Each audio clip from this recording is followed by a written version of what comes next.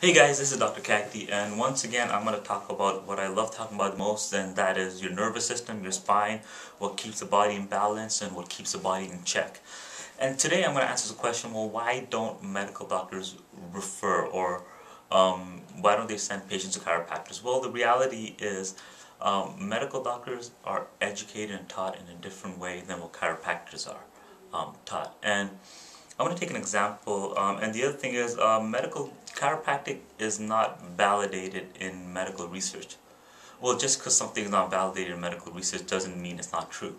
I mean, you ask any chiropractor out there right now and ask them about the miracles they've seen in their office and how many patients they've seen get better and improve, not only in terms of pain and symptoms, but how they've improved their life, their quality of life, their well-being, how they're breathing better, they're sleeping better, they're functioning better.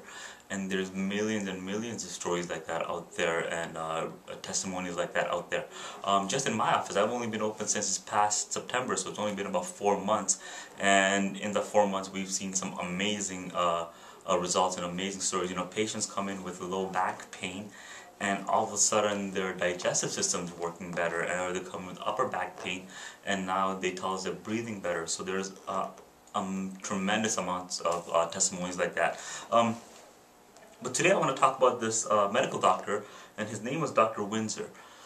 So basically what happened is, way back when, 1921, Dr. Winsor was a medical doctor in Pennsylvania, and he was associated with the University of Pennsylvania, and he actually he kept hearing these things from patients that said that, oh, chiropractic helps with this and chiropractic help with that. So he decided to do some research, he decided to do some investigation.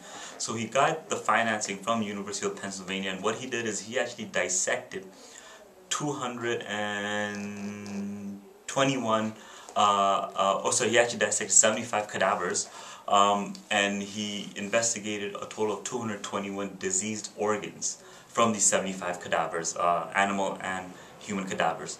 And the results he found was astonishing. He actually found that there was nearly a 100% correlation between the diseased organ and the nerve supplying that organ. So he found a nearly 100% correlation that a subluxated vertebra, and for my previous blog, some of you may know what a subluxation is, which is a bone out of place pressing on the nerve, not allowing the nerve to communicate with that organ. So he found nearly a 100% correlation between a vertebra out of place pressing on a nerve that goes to that organ. So for example, if he cut up a cadaver and he found a diseased stomach, and stomach that wasn't working properly, he traced that nerve back to spine, and he found a correlation where that vertebra was pressing on the nerve. And he found, for stomach, he found areas of T5 to T9, nerves originating from there had bones pressing on them. For people who had lung issues and breathing issues and diseased lungs, he found that they had upper cervical misalignments and subluxations. And for people who had digestive diseases in the digestive organs, he found that the lower back, the nerves from there were subluxated. So imagine that. Imagine a medical doctor back in the 1920s, 1921 actually to be exact, almost a century ago, he was able to dissect cadavers and animals with the limited technology that they had back then, and he was able to conclude back then that there was a direct correlation between pressure on a nerve and what caused these people to die and what caused these organs to be diseased. And nowadays, you know, even with the technology we have right now, we're having a hard time figuring that out.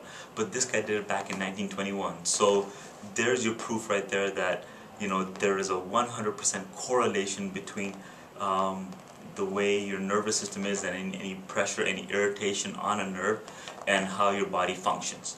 So that's it for now, guys. Keep a lookout for my next blog, and we'll see you then.